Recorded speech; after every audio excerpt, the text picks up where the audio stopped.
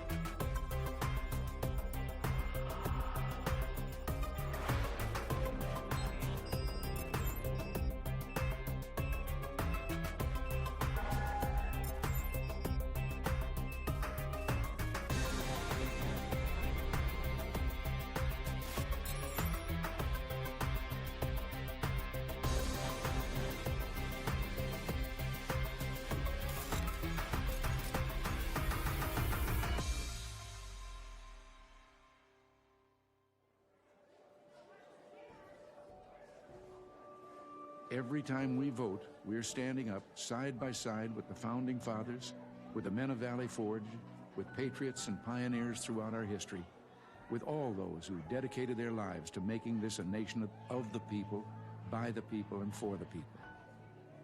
Elections are the lifeblood of our democracy. They are the mechanism by which the American people choose who is going to rule on their behalf and for their interests and welfare.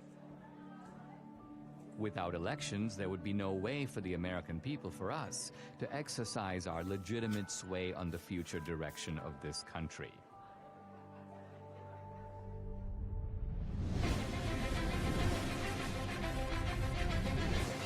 Polls now closed in half the country, and we are getting some interesting results coming in from those battleground states. If you're a Republican, you say, wow. If you're a Democrat, you say, uh-oh. You see, Donald Trump is now starting to widen his lead. President Trump now with 54% of the vote. The president right now has the lead in the Keystone State. We're going to have a great night, and we're going to have, much more importantly, we're going to have a great 4 years. The 2020 election haunts the American mind. Here's where it gets really bizarre. At Fulton County, most populous county, it is Atlanta, they just stopped counting. Nevada, meanwhile, has stopped counting votes. They've all stopped counting for the night? All right, welcome back. This is CNN's special live coverage, 10:31 a.m. on the East Coast. Why am I giving you the time? Well, if you managed to sleep last night, things changed. You may have gone to bed thinking this election was headed one way, and then you woke up and you saw things were different. Also overnight, Joe Biden pulled ahead in the state of Georgia. Joe Biden takes the lead in Pennsylvania. Okay, we have an announcement to make. Joe Biden has run for president 3 times, and the 3rd time has turned out to be the charm. One side insists it was the most secure election in U.S. history. Let me begin with one immutable fact. The 2020 election was the most secure election in American history. It was the cleanest election, the safest election, the most secure election ever run. And make no mistake, there has been no evidence of any significant widespread voter fraud. Let me say it again. The 2020 election was the most secure election in American history. Period. This same side accuses anyone who disagrees with them of perpetrating a big lie or the big delusion. The big lie keeps getting repeated. The big lie is just that, a big lie. And despite a relentless media barrage, the other side remains convinced there was widespread election fraud. What I saw was not a secure and transparent election. Poll watchers claim the Travis County Clerk's Office is locking them out. Last night there was a major software glitch that actually delayed the counting of all of the ballots. A look at election fraud, and I want to look at secretaries of state who illegally changed the voter laws without the permission of their state legislature. There have been numerous attempts to prove election fraud. The van dropping off ballots in the early morning hours of November 4th, 8 hours past the deadline. She said her mother was in a nursing home and did not have the mental capacity to vote. We've obtained video tonight that shows a man dropping several ballots into a drop box. Scottsdale woman pleads guilty to casting a ballot in her dead mother's name. Shows a man buying a registration form for an absentee ballot from a voter, giving him, quote, pocket money, unquote, of $200. Yet courts have refused to consider these cases on the merits. The Supreme Court rejecting an effort by Republicans to reverse President-elect Joe Biden's win in Pennsylvania. The Supreme Court has rejected the Texas-led effort to toss out election results in 4 key states. Even some Republicans dismiss the idea of systematic fraud and call for us to move on. Fraud did not play a role in the outcome of the election. The election was fair as we've seen. We simply did not win the election as Republicans for the presidency. Rather than reject what happened on the 6th, reject the lies about the election, and make clear that a president who engaged in those activities can never be president again. But we can't move on unless we know the truth. Many other issues arise out of the 2020 election. Did the January 6 protesters go to D.C. to mount an insurrection? It wasn't an insurrection, it was a primal scream. To protect the Constitution of the United States against enemies foreign and domestic! They wanted their elected leaders to adjudicate the claims of election fraud. The left's claim that this was the most secure election is also the foundation for the widespread censorship on social media of the so-called big lie. This morning, President Trump waking up without his favorite megaphone. You will never again see a tweet from President Trump. But is it a big lie? Is it a lie at all?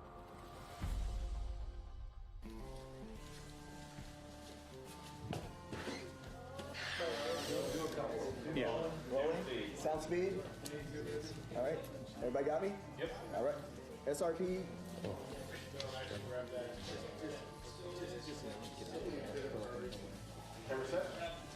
Ready?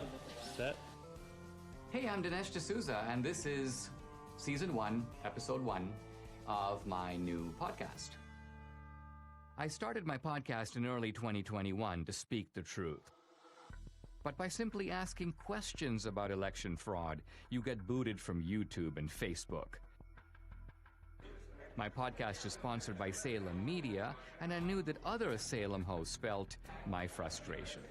Larry Elder, Dennis Prager, Eric Metaxas, Sebastian Gorka, Charlie Kirk. Let me begin by asking a very simple question. Do we feel confident or comfortable that we know the truth about what really happened in the 2020 election? I'm agnostic on this question, and I am awaiting more information. What about you, Eric? I think Dennis is a coward. I think, no, honestly, it's almost funny to me you say you're agnostic. And I think most Americans know that we don't know what happened and are not okay with that, by the way. I'm supposed to believe that a man who didn't campaign or campaign from his basement got more votes than the first black president in America. I don't believe it. Charlie? We have crumbs. We have some evidence here and there that the picture is far from complete. Larry, in your race, you were asked straight out, right? Do you believe that the 2020 election was stolen? What was your answer, and do you abide by that answer as of right now? My answer was that Donald Trump is in Mar-a-Lago, and Joe Biden is in 1600 Pennsylvania Avenue. The lawsuits did not succeed. Do I believe there was shenanigans? Do I believe there were irregularities? Absolutely, and said so.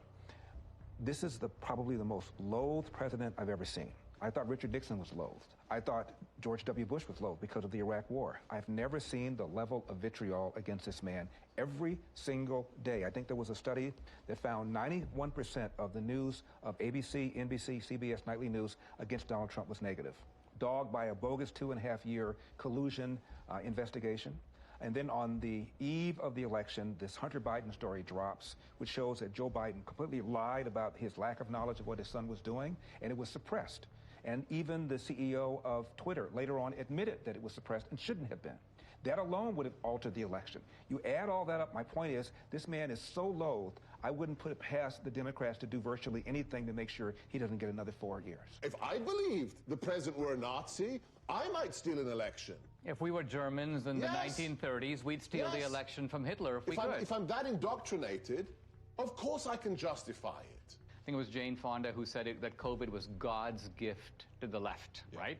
It wrecks the empirical positives of the Trump economy, but here's the other. It enables a whole bunch of things on the other side to change the rules of the election. So the point is, in a COVID environment, is it not conceivable that Trump could have lost fair and square? I think millions of Americans know something went wrong, and they have little pieces, and no one's really put it together.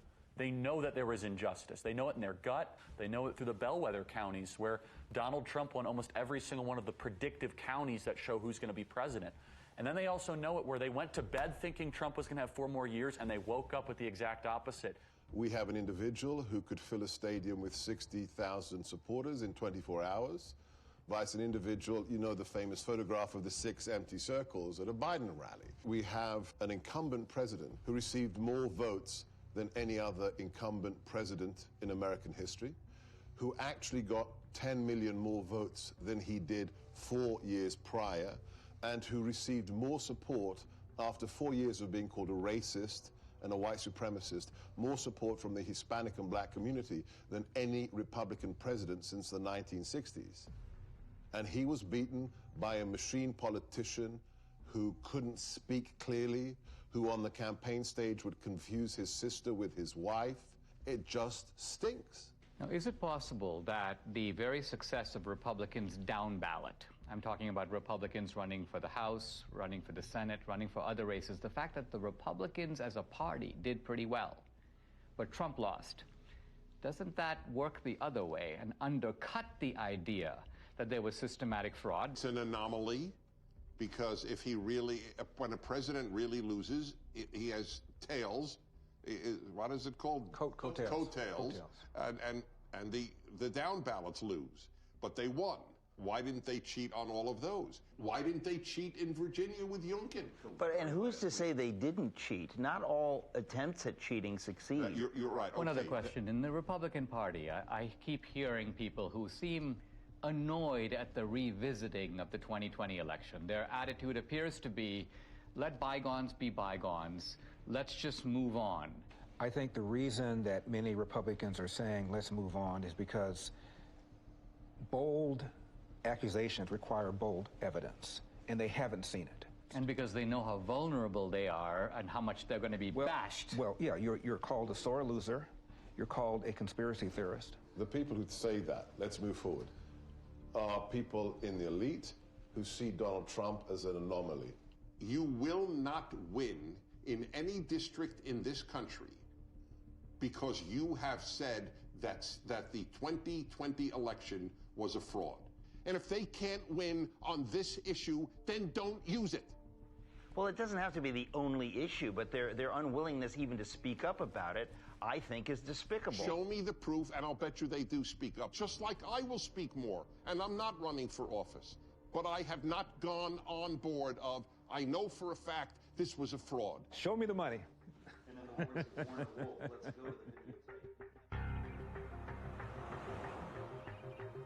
Now look, I mean, the Democrats, they have a history of voter fraud.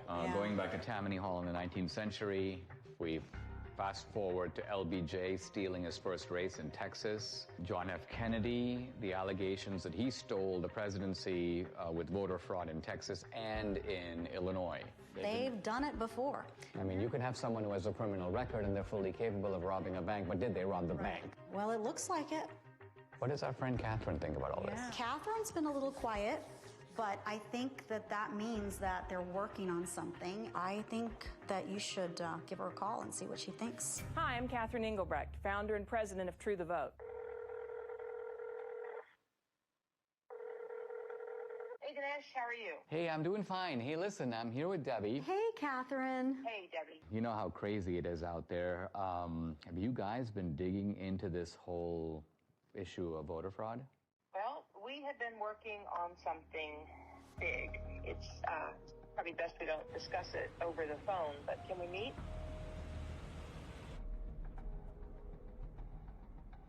I've been working with Greg Phillips. I don't know if I've ever introduced him to you, but he has a deep background in election intelligence. He's worked projects all over the world. He's a massive 30-year experience. We decided to test a hypothesis, and we went really big. And now we have something that we think you're going to really want to see. So I'll send you the address separately. Now, Greg Phillips, what's your background that prepares you for this kind of work? I've been in and around election intelligence and integrity for about 40 years. We've done investigations literally all over the world. It's a combination of data acquisition, data analysis, occasionally some in-depth data mining. Our ability to draw meaningful conclusions that link the who to the when to the where is significant in the space. Catherine, you started the group called True the Vote in the year 2010. What was your mission or objective? We just didn't have enough volunteers working at the polls in our local elections. So we began by training people to work in the polls, and then as we got further into it, we recognized, wow, some of the problems you see at the polls can be attributed to problems in the voter rolls. Well, what can we do about the voter rolls? And so it turned into something much bigger than we had anticipated. True the Vote has the largest store of election intelligence for the 2020 elections in the world. No one has more data than we do.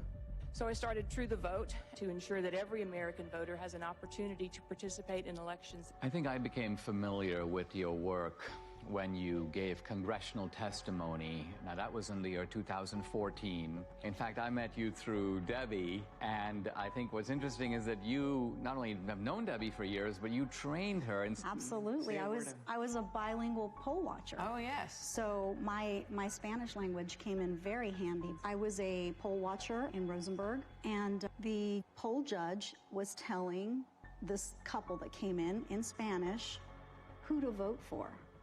And of course, she didn't really realize that I knew Spanish, and so there we go. And you busted them. I busted them. Yeah. So, Catherine, when you set up True the Vote, you set it up not so much, it's not a partisan organization. Is that because you saw shenanigans, problems with voting as coming out of both parties? Oh, absolutely. Plus, we need parity of parties at the polls. Well, you told me about this remarkable election in which you had vote harvesting and vote trafficking, but it was on behalf of a Republican candidate. Exactly. In North Carolina, it was unique in that it actually overturned an election. There's going to be a new election in the North Carolina congressional district engulfed in a scandal over voting fraud. This all centers around allegations that an operative for Harris then hired a team of people to harvest absentee ballots, paying them between $2 and $3 a vote. So you have an activist, the guy's name was McCrae Dowless, and he worked for the Bladen Improvement Association, which was a kind of an African-American get voters to the polls, but apparently they were doing all kinds of vote harvesting, and he learned the strategy. Then he broke with them, and he took his services to Mark Harris, a Republican, well, actually a pastor who was running. Correct. And Harris won. He pulled it off. In 40 years of doing this, we've seen this over and over again. Sometimes the schemes are a little bit different. Sometimes it's people out banging on doors, gathering ballots. Sometimes the ballots are sent here, gathered here, deposited there. But the trafficking itself is always the same basic pattern. There's a nonprofit involved somewhere in the middle.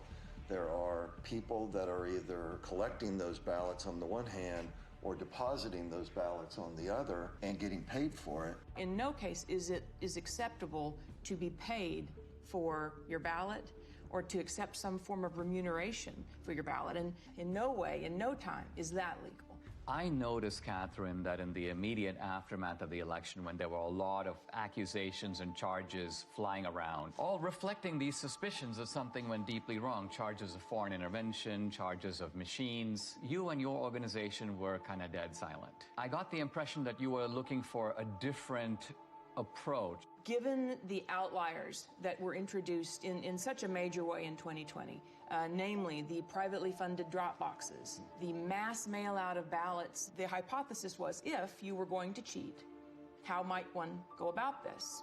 That would be provable, trackable, traceable. You said there might be some, let's just call them bad actors, who are delivering ballots systematically and illicitly to these mail-in drop boxes, and there might be a way to track them and to bust them. We didn't know. We decided we're going to let the data tell the tale, and we collected together a team of highly skilled contractors and put together a plan to see where the data would take us.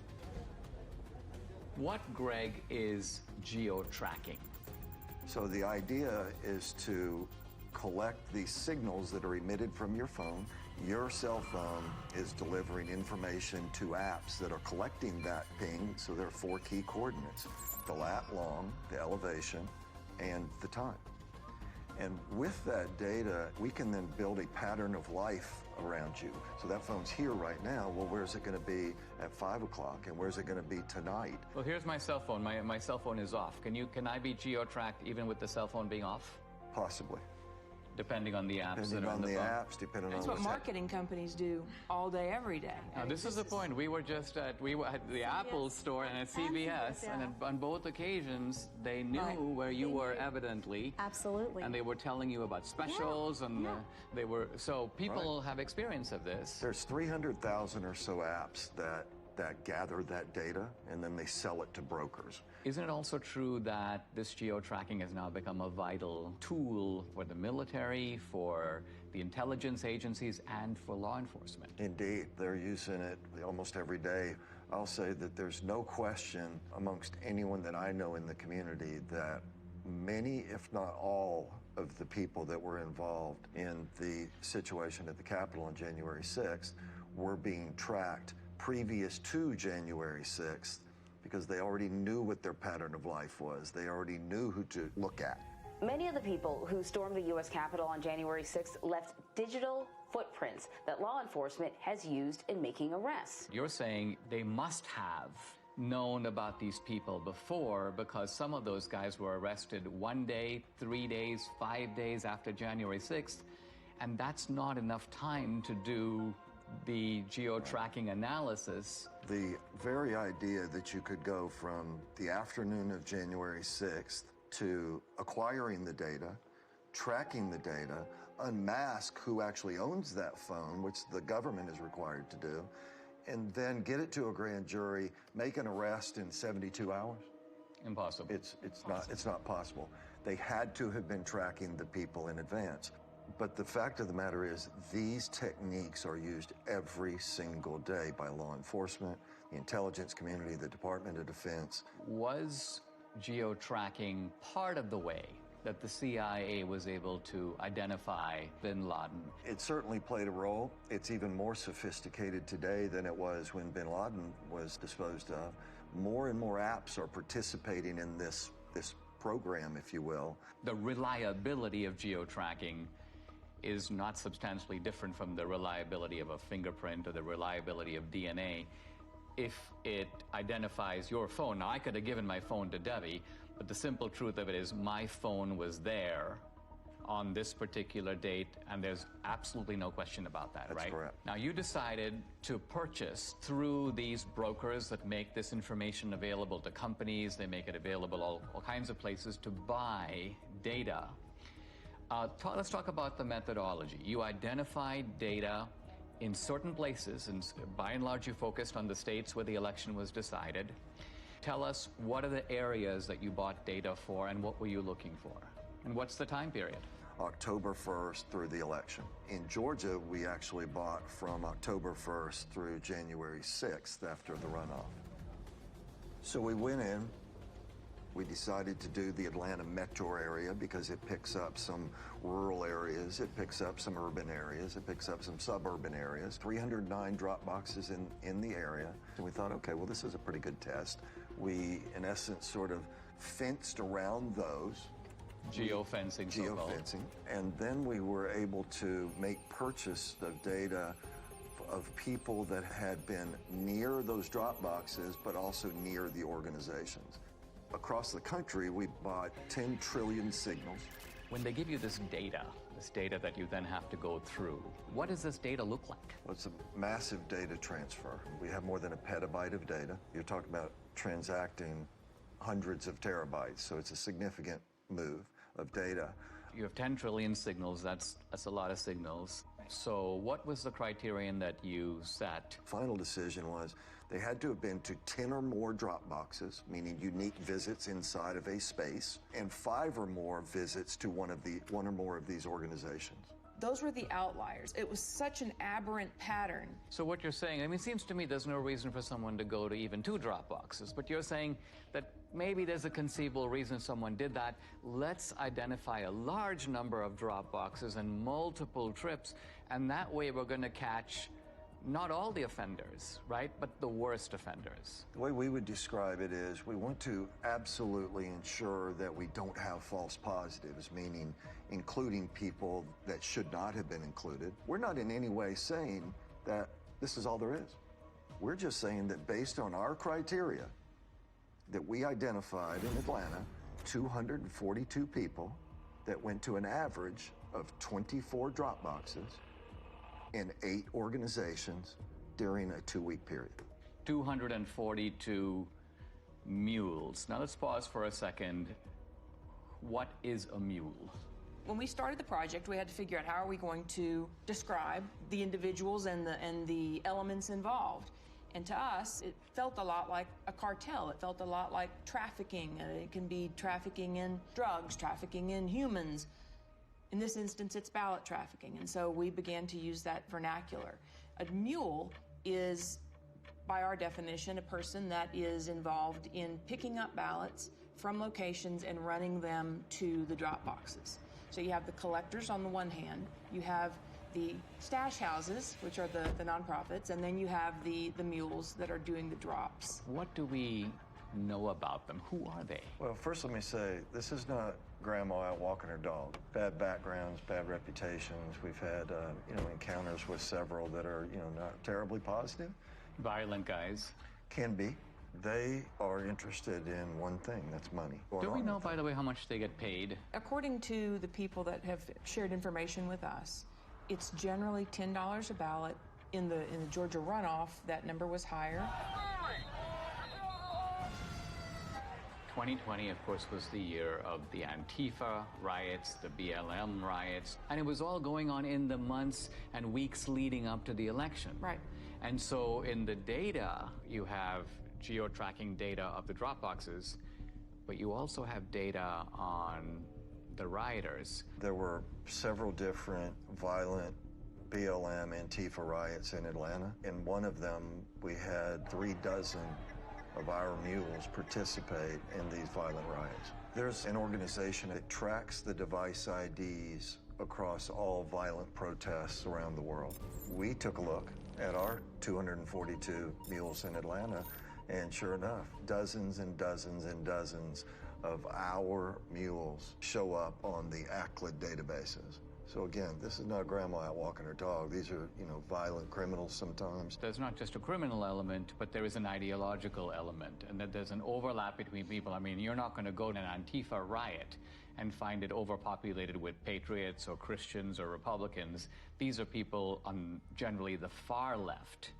And turns out that these are people who also help to make up the mule population. I think that's also borne out in our target organizations themselves. They're not like Republican organizations. These right? are left-wing Democratic organizations. Yeah. Let's zoom in here. So the mule is the delivery man. The mule is the delivery woman.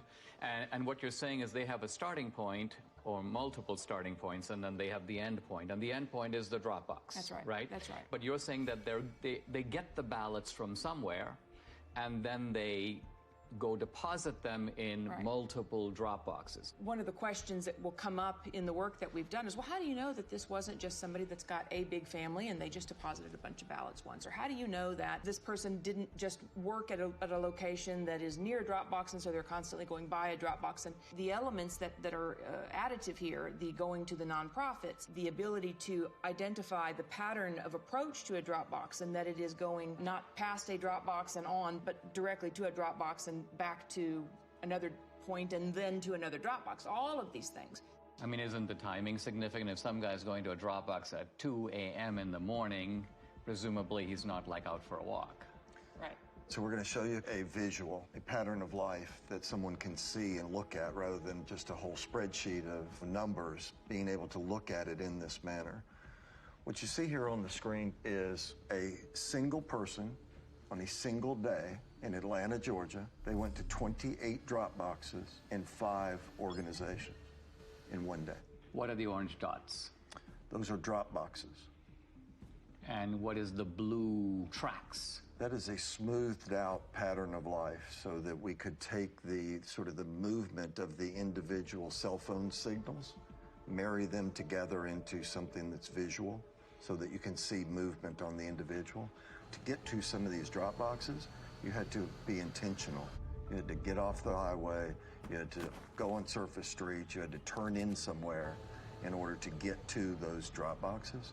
And the circles, I take it, reflect the nonprofit centers? Are that the places where the ballots originate? The stash houses, where the ballots are collected and handed to the mules to take to the drop boxes. Now let's move over to Arizona. How many mules in Arizona? A little over 200. A little over 200. In Phoenix alone. The reason I think this is all very significant is because these were very close states, right? What was the margin in Georgia? 10 or 11,000, I think, in the end. In the end. And Arizona also extremely close. Yeah, very close. Then you moved on to Wisconsin, but our initial look was in Milwaukee. Gross numbers were a little down, but the average number of visits to the drop boxes was up. So instead of having only 24 unique visits, I think we averaged 28. I mean, maybe I've heard people in Milwaukee are really hardworking, and maybe they just went overtime. And then let's go to Michigan. We have more than 500 mules that we've identified in Michigan. Again, the number of boxes is lower. Now, where in Michigan? Detroit mainly, but we have people in Detroit that went to more than 100 drop boxes. I mean, this is stunning because it's like, I cannot think of a rational, kind of innocent reason for someone to do that. It just doesn't exist. No. So any reasonable person would say, you're onto something big here. We should take a closer look. Let's go to Pennsylvania, critical state. I think it was Pennsylvania that really gave Biden the election. Philadelphia alone, we've identified more than 1,100 mules at rates well beyond anything we'd seen. Closer to 50 drop boxes each. Each guy going to 50 drop boxes? Each. 1,100. We saw people driving back and forth to New Jersey across the bridge. But you're saying the ballots may not even be from Philadelphia or from Pennsylvania. We're saying somebody should investigate. But you're saying that the origin point appears to be Jersey. Now, running 1,100 mules times 50, we are at 50,000 drop box visits by the mules alone in Philadelphia or greater Philadelphia area. Now, as you were assessing this data, you had, the two of you, and I'm not sure which of you came up with this, a genius idea in my view. It was yours. Of course. Of course, who else? Well, to validate your data. We chose to look at 2 murders that were ebbing on cold case status. And in Atlanta, 8-year-old Secoria Turner was killed by rounds of gunfire shot into a car. It happened just outside this Wendy's parking lot. Bought the data and the team got to work. You could see visually that there were only a handful of unique devices that could possibly have pulled the trigger. So this is the area, and this is where the Wendy's was. And are you saying that each green dot is the same guy, but moving through time? Each color is one person. The shooting actually occurred right here in this parking lot, sort of inside of this circle are really the only potentially legitimate shooters. Each of these devices has a unique device ID, and we turned the bulk of this information over to the Federal Bureau of Investigation. Now, I read, they've arrested 2 suspects. They have. 2 suspected gang members will appear in court this morning on charges that include the shooting death of 8-year-old Secoria Turner. And isn't it true that this tracking, these movements, this parallels exactly the work you're doing with the mules? Exactly. It's one thing to have the scientific evidence, which is persuasive on its own merits, but do you have video evidence? We do. How much of it do you have? 4 million minutes of surveillance video around the country. Official surveillance video of these mail-in drop boxes? Yes. How do you get it? You can file for open records requests. Any citizen can do this. It was a very difficult series of steps that had to be followed to procure the actual surveillance video. Do you have video in Georgia? We do. Is it video from the presidential election, the runoff election, or both? Both. Do you have video from other states? Some video from Arizona. We have recently learned video was specifically turned off on particular drop boxes. In which state? Arizona. Wisconsin, it turns out, even though the rules required them to have video. Did they do the video? No, they did not. There should be video on every Dropbox. Indeed. Given today's kind of cost of technology, it would not have been that hard to do it. And you sent me a screenshot, Catherine, where you were requesting video, and I believe it was the state of Georgia saying this video does not exist, and we can't tell you why it doesn't exist. Right, that was in Fulton County. We have correspondence like that from a lot of states. In the absence of video, and that geospatial data is key to decoding, what the greater scheme was. But in the case of what we're going to show you now, what kicks it up a notch is that we have the geospatial data to support the video. Let's talk about some of the videos. So we're going to show you a couple different ones. This particular individual we have in a number of different locations at a number of different times. He's actually a mule. This is the official surveillance video of Georgia. Absolutely. And so as the person pulls up, they don't even bother parking. Of course, it's the middle of the night, so why would they? He gets out, approaches the box. When people walk up with intention to cheat, they look around, they basically walk fairly quickly, they try to stuff them in, they try to get out of there. In this case, he drops a few on the ground, pick them up, stuff them into the box. Then he hustles back and hustles out of there. So this is what it looks like. It doesn't necessarily look like, hundreds of ballots being stuffed in. You don't need a whole lot of fraud, you just need a little in the right places over time. Is there a way to estimate, or even roughly, how many ballots are being tossed into a box at a given time? It might be 3 or 5 or 6 or 10 or something like that. The idea is to stay under the radar. And as Greg said, the number is, 3, 5, 10 ballots. But then they're not done for the day either. They're going place to place to place, day upon day upon day. And so that will not show up in your chain of custody documents, your tracking documents that would identify a big blip. I mean, they're not going up and dumping in, buckets full of ballots. On the other hand, we've seen circumstances where it appears that buckets full of ballots showed up. There's one box in Gwinnett County that had a chain of custody document with 1,962 ballots noted on this. And first of all, that's roughly 10 times what we normally see. We sorted through the geodata, found a few hundred people. Okay, well, that's pretty odd. We have video of all of this. And guess what it shows? 271 people approached that ballot drop box during that 25-hour period. 271. 1,962 ballots were deposited. Wow. Here are election officials pulling out of that drop box 2 full duffel bags containing over 1,900 ballots. Let's look at another one. Yeah, let's take a look at... Interesting thing about this person is the device seems to live in South Carolina. So this person isn't even from Georgia. She was here during both election cycles but is not a resident of the state. But as she approaches the drop box, she never looks at the trash can, right? She's looking the other way. But the other thing she has is she has gloves on. What one of our analysts noticed was these surgical gloves only appeared from December 23rd forward in the runoff. So we didn't see a lot of them previous to December 23rd, and we couldn't figure out why. And then it just dawned on us, well, on December 22nd, there was an indictment handed down in Arizona for people that had stuffed ballots, and the way the FBI nailed them was fingerprints.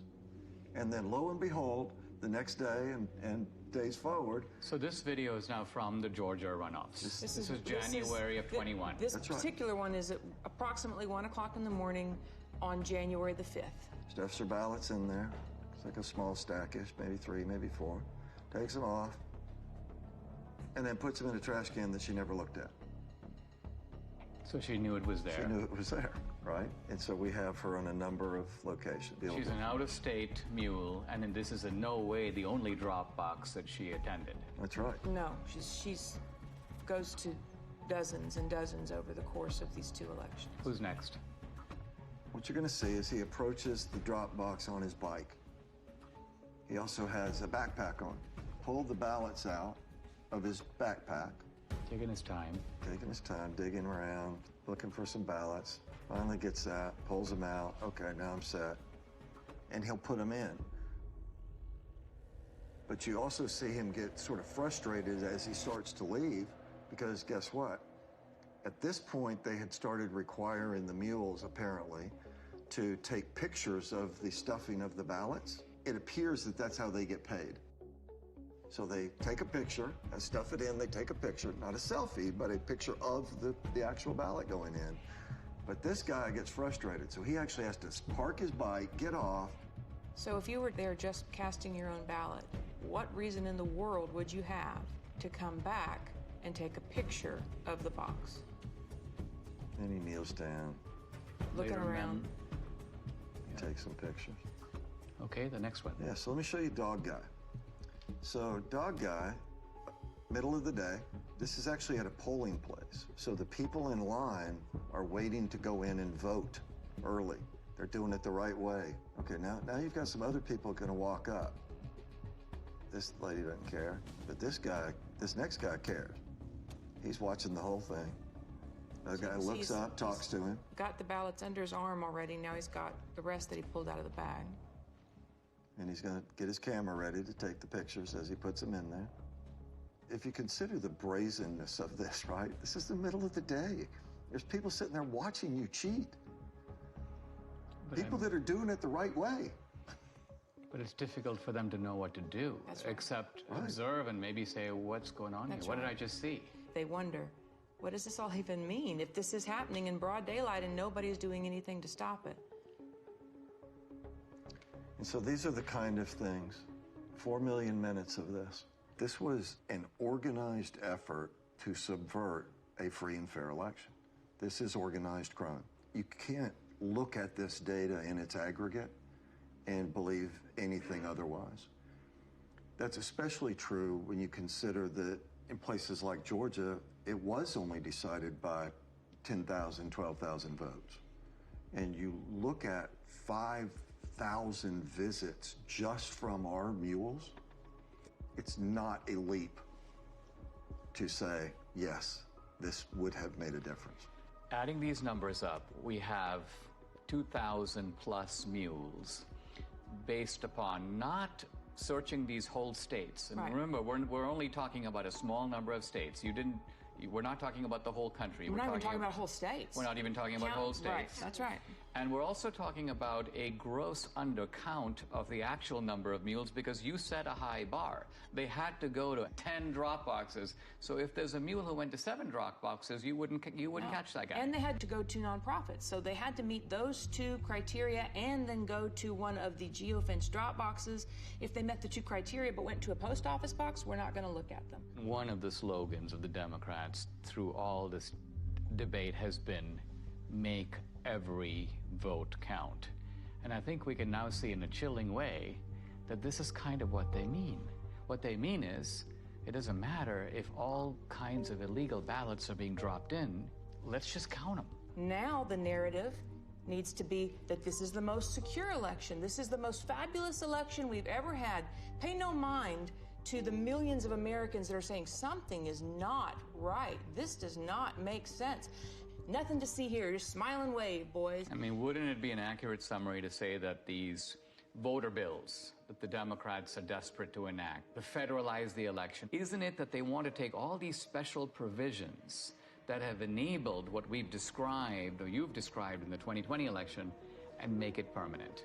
If we don't wake up and do the hard, roll up your sleeves work that it's going to take to reel this all back together, then yes, all the pieces are in place for our election system to be in permanent lockdown. And it will be done under the watchful eye of a media that will tell you it's all just fine.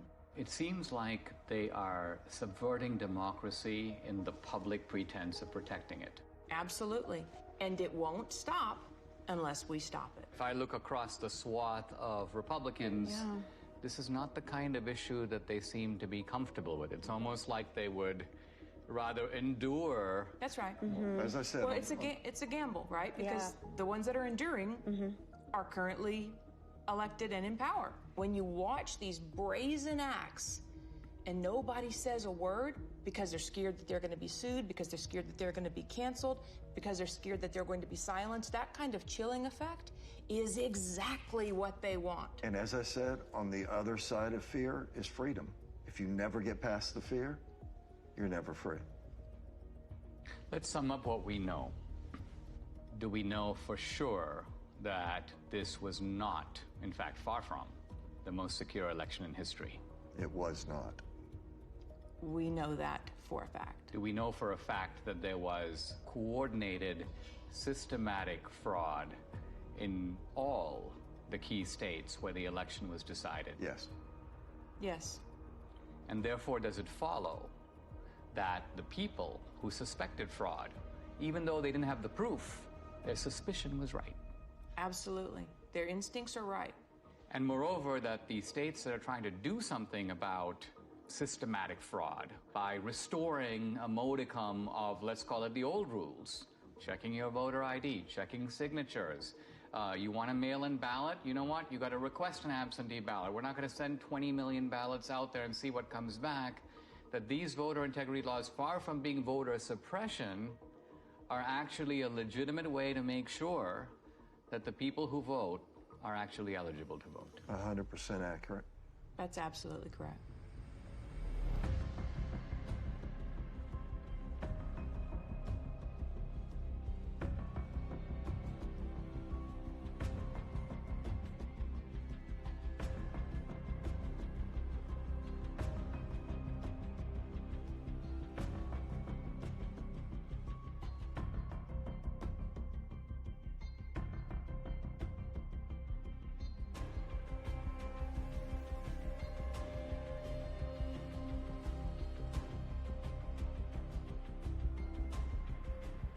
What you are seeing is a crime.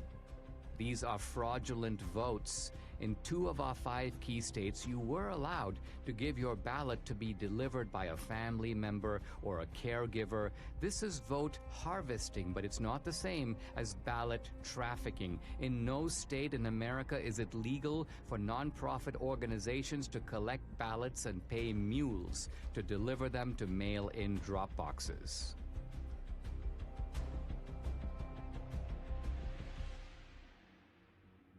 Now we come to the most important question of all. Was the magnitude of vote trafficking in these key swing states enough to tip the balance in the 2020 presidential election? Let's first narrow in on just our 2,000 mules. Their average number of Dropbox visits, 38. Their average number of illegal ballots deposited per visit, 5. That's 380,000 illegal votes.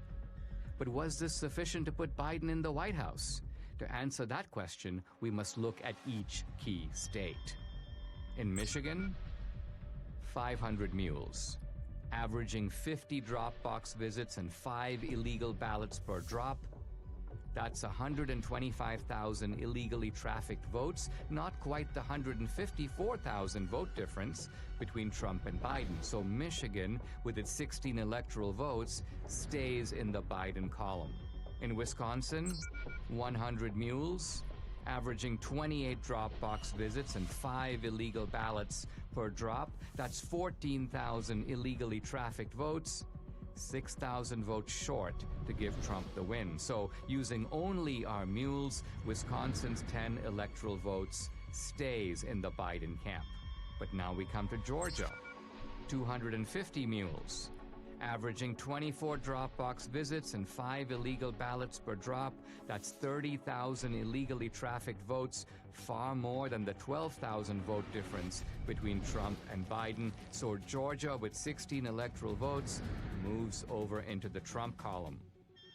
In Arizona, the numbers are roughly the same. 200 mules, averaging 20 drop box visits and 5 illegal ballots per drop. That's 20,000 illegal votes. Again, these illegal votes are substantially more than the 10,000 vote margin that gave the state's 11 electoral votes to Biden. In Philadelphia, Pennsylvania alone, 1,100 mules, averaging 50 drop box visits and 5 ballots per visit. That's 275,000 illegal votes, again comfortably exceeding the 80,000 vote margin between Trump and Biden. So Pennsylvania's 20 electoral votes goes for Trump. Shockingly, even this narrow way of looking at just our 2,000 mules in these swing states gives Trump the win, with 279 electoral votes to Biden's 259. But no one thinks that our 2,000 mules were the only mules trafficking illegal votes. To widen the search, Greg and his team lowered the criterion from 10 or more to 5 or more drop boxes. This revealed a huge upsurge in the number of mules from 2,000 to 54,000. 54,000 mules. Next, they used a very conservative estimate of just 3 ballots per drop box visit. Now, when we multiply this increased number of mules times the 5 drop box visits per mule times just 3 illegal votes per drop, we find election fraud on an astonishing scale. In Wisconsin, 83,565 illegal votes were trafficked. In Georgia, 92,670. In Pennsylvania, 209,505. In Michigan, 226,590, and in Arizona, 207,435. Using this calculus, Trump would have won all the key states. And the final electoral vote, 305 to 233. I wanted to get my Salem colleagues' take on what I'd learned here.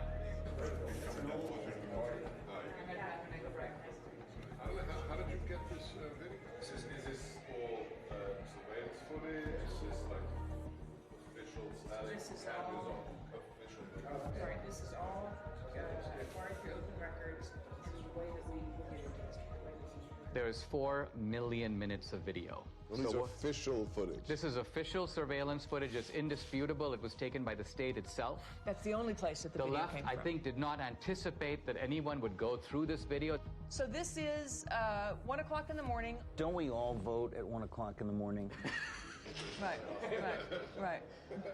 Seems silly, but somebody asked me, they go, how do we know this is not normal mail? This is a ballot drop box. Right. Okay, this is not the mailbox where we write your mom. She's got gloves on. She's got gloves on. And what does she do with the gloves? Ooh. Whoopsie daisy. Hang on, she walked straight past that can and didn't see it. You gotta show that again. It's hilarious. Look, she just walks in. So this is not the first time she's done that. No. So that one was in Georgia, is that right? Yes. So in Georgia, it is illegal to turn in anyone but yourself or your family member's ballot. It is illegal. Right? It is illegal. So forget the outcome. That's an illegal practice, what you just saw. That's right. Video number 2. Dog guy. This is called Dog Guy.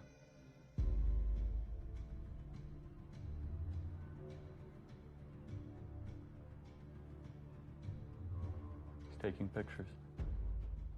Why would you do that? So you get paid. That's business. It's business. What Business as do you usual. suspect if you had actually caught this person at that moment? hand me those ballots, and the person did, what do you think you would see? Whose name is on it, in your opinion? Ineligible voters, people that have moved. Would you see legitimate ballots? There's an ambiguity in what you're saying. The ballot itself is legitimate. No, that I... Right, it's not a fake piece of paper. Yes, right. Okay. But again, remember, when you mail in a ballot, you have a security envelope with the signature verification standard that's been all but washed away. And as soon as it's taken out of that envelope, then you have a disconnect, and the ballot is private. It's a virgin sheet of paper. The ballot is private. The only private. ID is on the envelope on the outside. This is an example of multiple ballots, so this... 3:57 a.m. Prime voting time. Got to beat the lines. This person comes up, Right. and what you're going to see is when you try to put too many ballots in.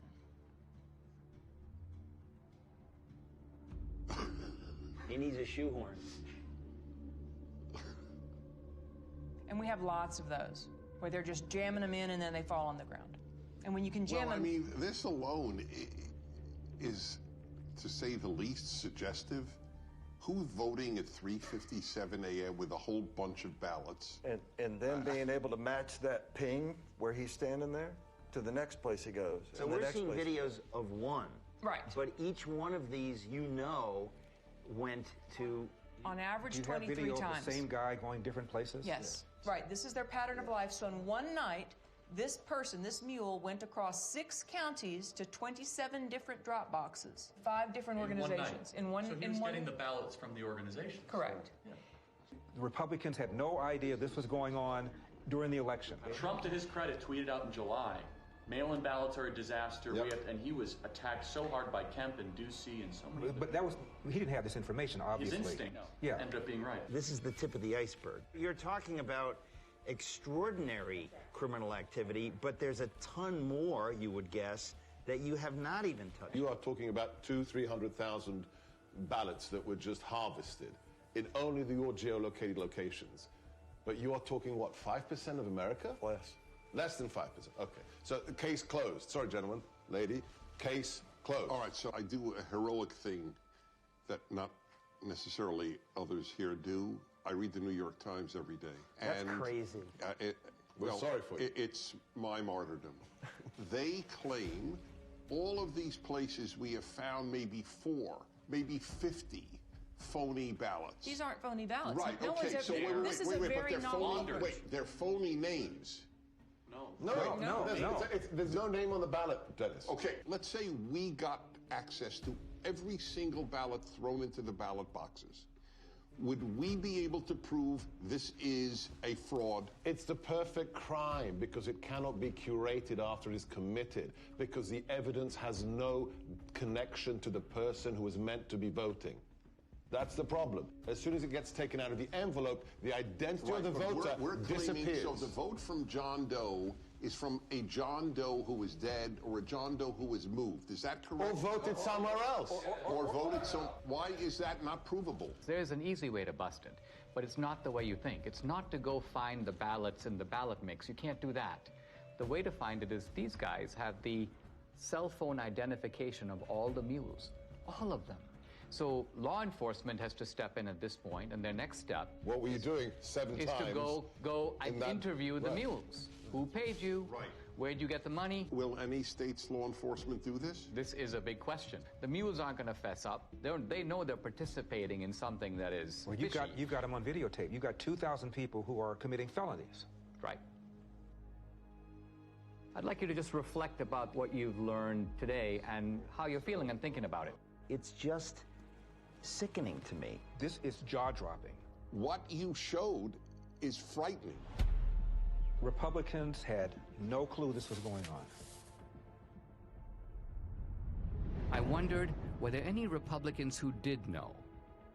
Investigative journalist Heather Mullins interviews a whistleblower hired by the National Republican Senatorial Committee. I was hired by the NRSC. My job was basically to watch the ballot boxes. And this was for the early voting in Georgia. So that started on December 14th. It ended on the 31st of December. And we would monitor that box from 8 to 8 all day long. So consequently, during those 2 weeks, I monitored those boxes indiscriminately. I would move around to the different areas in the boxes and watch them 30 minutes here, an hour there. And then I would start to see things where I'd see people walking up with backpacks, and they were unloading large numbers of ballots, stuffing them in the box. Recorded some of that and took pictures of it and dates and times and those things. I spotted plates from Texas, from Colorado, South Carolina, North Carolina. And I just thought that was odd that all these states were coming in and these people would get out, and I'd watch them get out, and then they'd go up to the ballot and stuff the ballot in the ballot box. I thought that was kind of odd. So, we took pictures of those things. When we took pictures, recorded license plates and those things. And then I uploaded those photographs to a Dropbox. Then when it came to the Georgia runoff, the actual day of the election, which was January 5th, I was up there. It was early in the morning. Now, there were Stacey Abrams people all along the sidewalk up there. How did you know that they were Stacey Abrams people, though? Well, they had those masks on that said vote. Okay. She has one of those things. This was during COVID, right? And they were part of that initiative. I knew that she was part of that initiative that she had going on about get out the vote kind of thing. So it was Democratic Party and it was Abrams people that were, they were all interacting with each other. And then the local Democratic Party chairman was there also. About 6:30 that evening, we noticed there was a female couple. These two ladies had run up and they had a big stack of ballots. And we were standing there and they tried to shove the ballots in there. And I'm looking at her taking pictures, and the other gentleman took some video and everything. And she turned around and looked at us and she said, "What are you doing?" And I said, "Well, we're taking a picture." And she said, "Well, you can't do that." And I said, "Yes, I can." And she got mad, and she ran up the sidewalk and left. So you're saying the NRSC was made aware that there were people stuffing drop boxes at specific dates and times? Yes. So with what you witnessed during your time watching these drop boxes, do you believe that that was enough for law enforcement to get involved? Oh, definitely. But after several weeks, no contact or anything, and, I just... Now, so you're saying, though, if somebody had contacted you, you would be willing to testify to these things and give those depositions under oath? I would have had to. Yeah. I would have had to.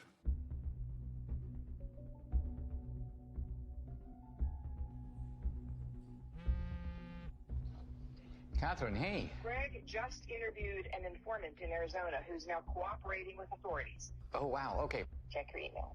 Okay, awesome. I'll do it. Thanks so much. Okay, bye. Hey, honey. Yeah. Take a look at this. So this is, I remember Greg was going to interview that mule, and so we got the video. Thank you again for. I guess they're concealing her identity. So what was your job? Like, what were you doing?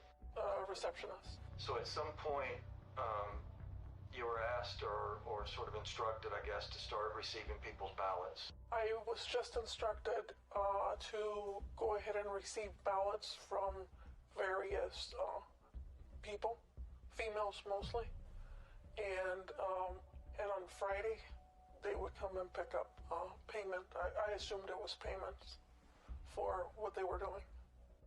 So they would, during the week, they would bring them in at various times, and then you would pay them like all on a Friday. Is that kind of how it went? Yes. Interesting. And then I would get a call to find out how many ballots were brought in and if they were already pre-filled out first. And she would come to the office, look at them, and then before she left, she would either take them herself, but other times she would ask me if I could drop them off at the library. So what was the instruction? Just to drop them off. In the drop box? In the drop box. The early ballots. Can you give me an idea of how many you personally put in the box? Hundreds? Could have been, yes. And was there a reason she wanted you to go to that drop box as opposed to maybe City Hall or something? There's no cameras. There's no cameras there. And she would want me to take it in the evening when it was dark also. Do you think this is widespread in Yuma County or elsewhere? I would say it is. So do you think that people you know in San Luis, they believe that their vote matters? I don't even think they know the meaning of what voting is. Do you personally think that the elections in San Luis are free and fair? No. They're fixed. they've been fixed. They already know, seriously, who is going to win the next election before it even happens. How do you think this affects the community, especially the Hispanic community? Because it seems like they're preying on minorities. They're an easy target because most of the Hispanics that live in the town are not well educated as far as the law. They look at it mostly as, oh, she's trying to help us because we're older, because she's having someone come and pick it up at my house, because I don't drive.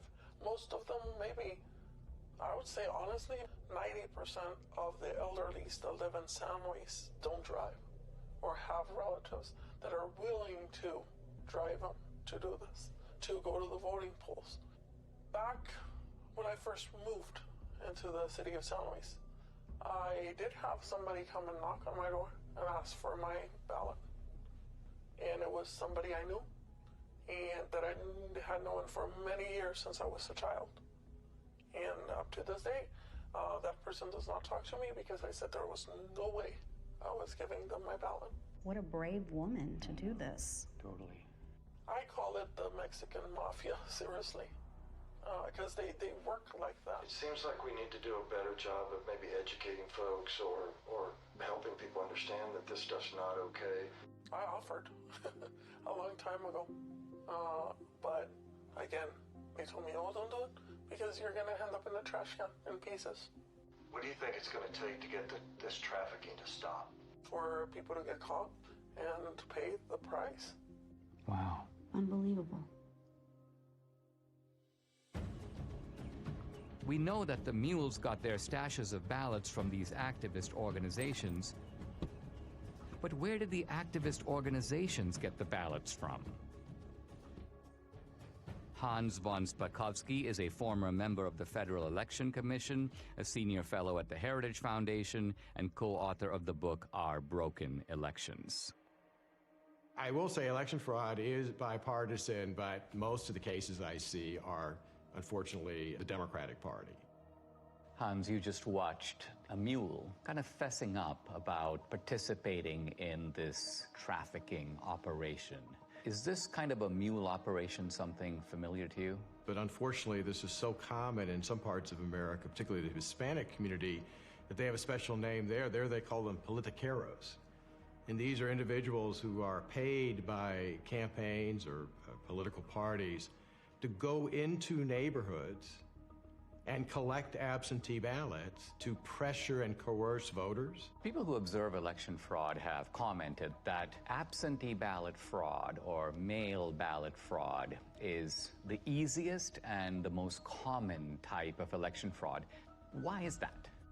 Well, because they're the only kind of ballot that is voted outside the supervision of election officials and outside the observation of poll watchers. Transparency, as you know, is very important in the election process, and there's no one there at a voter's home to observe what's happening. Also, remember, when you're in a polling place, you fill out your ballot and you then deposit it directly into the ballot box. That obviously is not what happens with absentee ballots. There are some states, I believe about half of them, about 27 states, that allow voter harvesting. And by voter harvesting, what we mean is that you are allowed to give your ballot to someone else and ask them to deliver it. Now, are there any states in which you're allowed to pay mules to deliver ballots to drop boxes? No, you're not supposed to be doing that. And allowing vote trafficking to begin with is a huge mistake because you're giving third-party strangers, you know, candidates, campaign staffers, party activists, all people who have a stake in the outcome of the election, you're giving them the ability to handle something very valuable, a ballot. Voter fraud is almost incalculably rare in the United States. Does it ever happen? Okay, occasionally it does happen. But it doesn't happen on a national scale. It doesn't affect the outcome. It would affect the outcome. I read these days constantly that election fraud, well, it could occur, but those cases are extremely rare. They're so episodic, they don't have the ability to tip an election. Is that true? Fraud happens often enough that elections get overturned. I mean, just go back 3 years to 2018 and a congressional race was overturned. I can cite to you another case in Mississippi. It was just overturned by a court because of fraud. Same thing in Florida. But look, that's just the tip of the iceberg. Now, we've shown that you've got these mules who are picking up these ballots at various vote stash houses. Hans, where do these organizations get ballots? Well, to quote Shakespeare, let me count the ways. You know, everything from filling out absentee ballot request forms for voters, but having the ballots sent to them, to actually going to the voters and obtaining the ballots from them, to stealing them out of mailboxes, to actually using high-quality photocopy machines to make their own ballots. Look, these cases unfortunately go on all the time. You can go to 2018, which wasn't that long ago, in North Carolina. Leslie McCrae Dowless is accused of mishandling absentee ballots in North Carolina's 9th District. Dowless would frequently obtain this report from the Board of Elections, looking for the date an absentee ballot was mailed and if it had been returned. Ginger Eason, who first told me she was hired to pick up ballots, and Kelly Hendricks, who testified she did the same thing. What would you do with the ballots after you picked them up? Take them straight to the office in Dublin and hand them over to McCrae, and I don't know what happened to him after that. I know there was stacks of them on his desk. There was testimony in the case that his staffers were falsely signing as witnesses on those absentee ballots. Because he had done this before, he actually apparently had signatures of voters from prior elections in his offices. Voter rolls are in notoriously bad shape. States do a very bad job of taking people off who are no longer eligible because they've died or moved away. And it's very easy to get hold of a state's voter registration list. So, you know, if somebody's on the list and they haven't voted in 10 years, you're probably pretty safe in trying to cast a ballot. On their behalf. On their behalf. Remember, in states that made the mistake of simply mailing out a absentee ballot to every single registered voter, well, if you're a fraudster and you get hold of that absentee ballot, you've got 90% of the information you need to fill it out because the name's going to be on the outer envelope and their registered address. Let's follow the track of these mail-out ballots, right? Let's just say you got students on a campus, they've voted, but then they graduate, and obviously they move to a different state. If they're on the voter rolls, is it not a fact that mail ballots will be arriving in the dorms and arriving in, and so presumably they're not going to be that hard to scoop up if somebody knows where to look for them? No, that's exactly right. And, you know, I work in the District of Columbia. They mailed out absentee ballots to all of their registered voters, and I can't tell you how many phone calls I got from people that I know saying that not only had their ballot arrived in the mail, but 5, 6, 7 ballots all coming into their apartment for people who used to live there.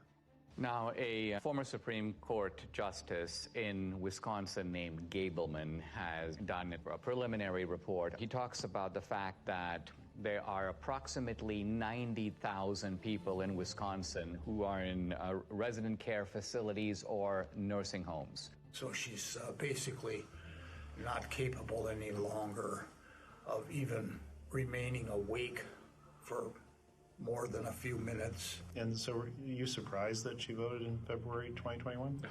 Absolutely. But I was surprised to hear that she voted in the last presidential election. Much to my surprise, she had voted for off and on for the last 10 years. I guess in my mind, I thought if you put your parent into a facility because they were incapacitated, they would not even be offered the vote. They make you vote. They make you vote here? And so how do they make you vote? Because I didn't want to vote, and they told me I had to. That is a real problem. Clearly it was a problem in Wisconsin 2020, but unfortunately that's a perennial problem in other states too. What happens is you have staff in those nursing homes. Sometimes they are activists politically. They get these individuals registered to vote, or if they're already registered to vote, they will request absentee ballots in their name, sometimes forging their signatures, and then filling out the ballots for them. Just prior to the 2020 election, the state of Texas indicted a social worker in a home for young people who were basically mentally incompetent. She had sent in over 100 voter registrations for these individuals who were not legally competent to vote. What about homeless shelters? Look, if a homeless individual is mentally capable, they ought to be able to vote. And if the only place they can list as a registered address is a homeless shelter, that's fine. But the problem there is that it's very easy, I think, for them to be intimidated and coerced. In Chicago, the largest election fraud case the U.S. Justice Department ever prosecuted, they were paying homeless individuals to cast ballots the way they wanted them to cast ballots. What made you want to do this? What made you want to get involved? Well, I knew election stuff was supposed to be something good to do, and then plus I needed a little extra money to get Christmas for my son. So that's why, the main reason I did that. Who do these fraudsters pick on? They pick on the most vulnerable in our society.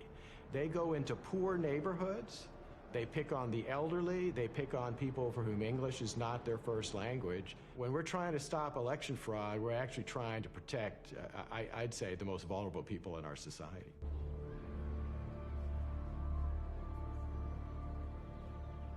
We now know where the ballots could have come from, but to pull off a heist like this on a national scale would take deep pockets. I wanted to find out where the money might have come from. Who could have funded the heist? I met with Scott Walter, an old colleague of mine at the American Enterprise Institute, who is now head of the Capital Research Center. This is an organization that has produced multiple reports on the funding of elections. People think of three rivers of money, really, that empty into the gulf of elections. The hard dollars to write a check to a candidate. The second you hear soft money or dark money. And then there's a third river that people tend to neglect, but Capital Research Center has studied intently, and that is the 501c3 nonprofit money, the kind of charity that you get to take a tax deduction for. That river is enormous. In the 2018 cycle, about $21 billion. Now, what do the IRS regulations say about the involvement of these nonprofits? By law, these nonprofit charities are forbidden to directly intervene in elections in any way or to help a particular party or candidate. The IRS is emphatic that you cannot intend or even have the effect of helping one party or candidate over the other. Now, let's talk about some of the key elements of this particular network that we're focusing on. We have drop boxes, and those drop boxes are, most people would think, funded entirely by the states. In other words, the drop boxes in Georgia are funded by the state of Georgia, but that's not entirely the case, is it? In the 2020 election, there was an unprecedented hundreds of millions of private dollars going into government election offices. The $470 million or so dollars were sent by Mark Zuckerberg and his wife.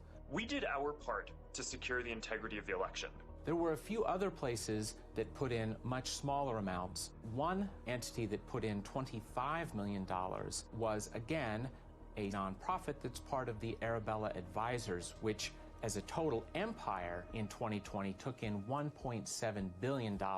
Is there any evidence that this operation had a partisan thrust or a partisan character? As we all know, big money rarely comes without strings attached. One of the big ones is lots and lots of drop boxes. Also, lots and lots of vote by mail. To get your nice big checks, you had to do things like have drop boxes, encourage vote by mail, have ads in foreign languages, all kinds of things that little by little are nudging the turnout for one particular political party. In addition to the $470 or so million that went into the Zuckbuck operation, you also had in 2020 a $120 million project, very secretive, called the Voter Registration Project. The $120 million, it came from Soros's foundation, it came from Visa's foundation, it came from Warren Buffett's foundation, it came from unions like the SEIU. The Voter Registration Project has as its goal increasing in the 8 target states over 2 million voters who are overwhelmingly expected to vote for the Democratic Party. And so the states that we're talking about here, Arizona, Yes. Georgia? Yes. North Carolina? Yes. Any others? Nevada, New Mexico. Here we've got an operation of illegal vote trafficking. You've got thousands of mules. They're being paid to do this. What you're saying is there is more than enough money available to fund any such operation. In fact, this would be only one part of a much larger effort to control the election.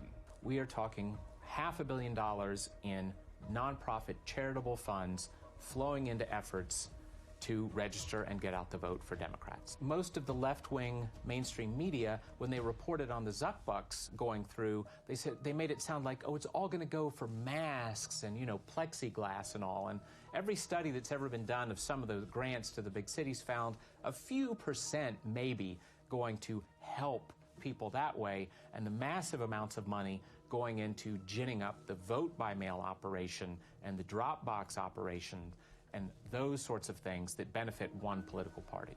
How confident should we be that this will be a fair election? They're sending millions of ballots all over the country. This is going to be a fraud like you've never seen. Trump predicted. He said the Democrats are going to cheat, that they're going to use the pretext of COVID, they're going to rig the rules in their favor. Nevertheless, Republicans focus their efforts on the campaign, while Democrats focus their efforts on the process of actually running the election. The two sides don't approach elections in the same way. The Democrats, they understand that the rules, the process by which elections are conducted is just critical. We must now face the chilling reality. The Democrats conceived the heist. They funded it. They organized it. Then they carried it out. They rigged and stole the 2020 presidential election. We cannot be okay with this. We cannot simply move on. Guys, I'd like to have your honest assessment on what you've seen, what you've heard, and what we can reasonably draw from it. What do we have empirically?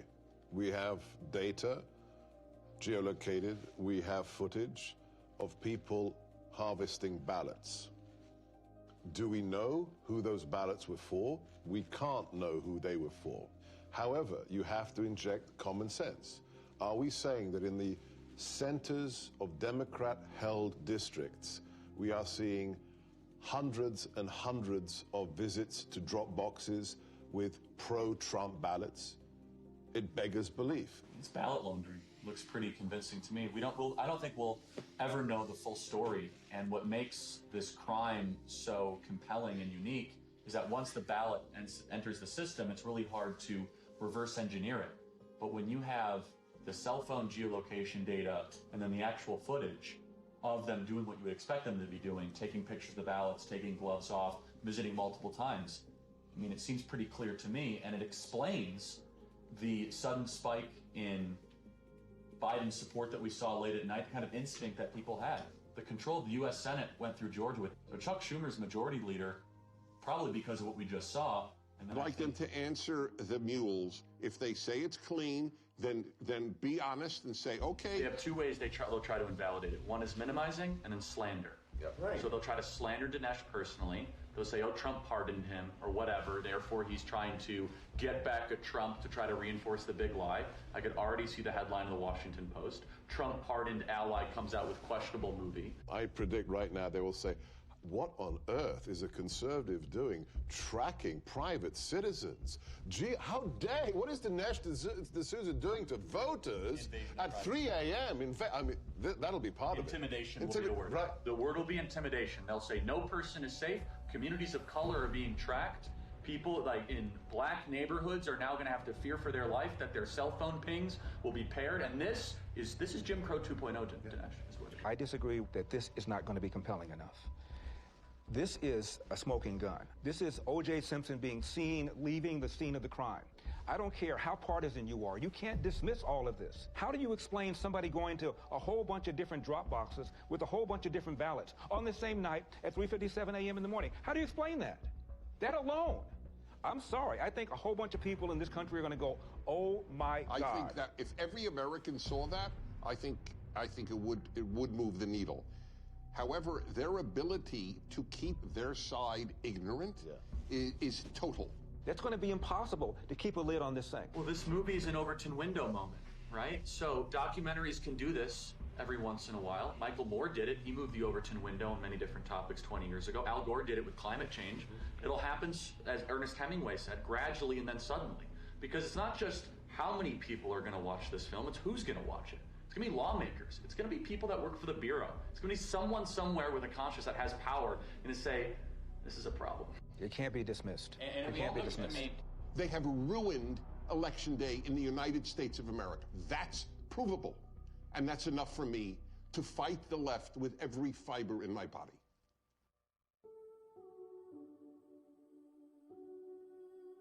Without free and fair elections, we are not a democracy. We are a nation run by a criminal cartel masquerading as a democracy. Never in U.S. history has a presidential election been as thoroughly corrupted by coordinated fraud across multiple states as we now know took place in 2020. Today, totalitarian regimes camouflage their fake elections with appearance of democracy, but they're not real democracies. We don't want to join them. Our elections must represent the will of American citizens. We who believe in constitutional democracy must be diligent. If we give up, they win. In fact, if enough of us give up, they won't need to cheat anymore. Don't stay home. Get involved. Get out and vote. Do what is necessary to save this great country. The America we love needs us now more than ever.